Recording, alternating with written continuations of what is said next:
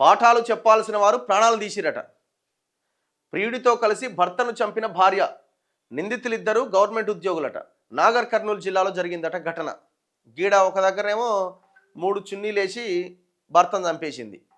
ఆమె వయసు 36, ఆ లవర్ వయసు 22. సంబంధం ఉందా ఏమన్నా? 14 సంవత్సరాలు చిన్నోడు ఆమెకంటే. 14 అవుతుందా? అంతే కదా, 14 సంవత్సరాలు. ఈడ కూడా సేమ్ అట్లాంటిదే. అచ్చంపేటట. పిల్లలకు నీతి సూత్రాలు చెప్పాల్సిన ఆ ఉపాధ్యాయులు హంతకులయ్యారట. తమ వివాహేతర సంబంధానికి అడ్డుగా ఉన్నాడని ఆమె భర్తనే హత్య చేసి జైలు పాలయ్యారట. సేమ్ ఇది కూడా చున్నీల కథనే ఉన్నది. ఇది కూడా నాగర్ కర్నూలు జిల్లా అచ్చంపేట సిఐ నాగరాజు బుధవారం ఈ కేసు వివరాలు తెలిపారు.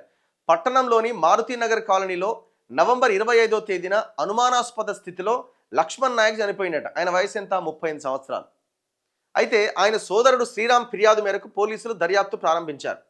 లక్ష్మణ్ నాయక్ భార్య పద్మ 2024 డిఎస్సిలో ఉపాధ్యాయురాలిగా ఎంపికై ఉప్పునుంతల మండలం బుట్టకాడిపల్లి తాండా ప్రాథమిక పాఠశాలలో పనిచేస్తుందట. ఆమె వయసు 30 ఏళ్ళట.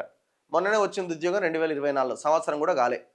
అయితే అదే మండలంలోని తాడూరు ప్రాథమికోన్నత స్కూల్లో ఉపాధ్యాయుడిగా పనిచేస్తున్నట రాత్లావత్ గోపి అట. వాడి వయసు 36 ఏళ్ళట. ఆమెకు ఏడాది కాలంగా వివాహేతర సంబంధం ఉన్నది. ఎవరితోనూ? ఆయనతోని. ఇద్దరు ఆమె టీచర్ అయిన సారు.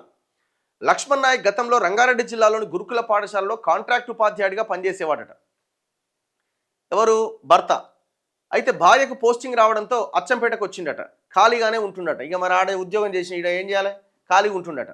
తమ సంబంధానికి లక్ష్మణ్ నాయక్ అడ్డుగా ఉన్నాడు అని భావించి పద్మ, గోపి అతన్ని అంతమొందించాలి అనుకున్నారు.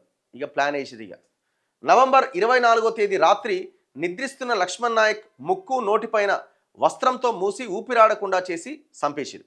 మర్నాడు ఉదయం ఏమీ తెలియనట్టుగా పద్మ స్కూల్కి వెళ్ళి ఇంటి యజమానికి ఫోన్ చేసింది. తన భర్తకు ఫోన్ చేసినా స్పందిస్తలేడు అని నటించిందట. ఎక్కడ లేని ఏడుపు. మధ్యాహ్నం హడావుడిగా ఇంటికి వచ్చి లోపల భర్త చనిపోయి ఉన్నాడు అని అందరినీ నమ్మించింది.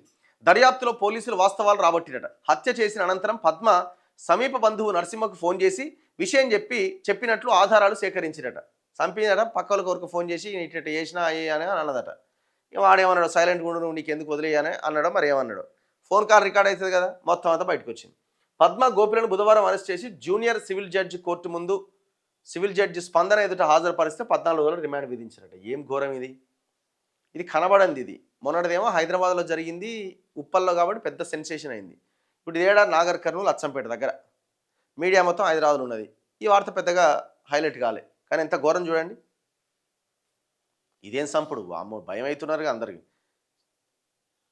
అందుకే దీన్ని బేస్ చేసుకొని సోషల్ మీడియాలో, ఇన్స్టాలో మీమ్స్, కథా వ్యవహారం అంతా నడుస్తున్నది.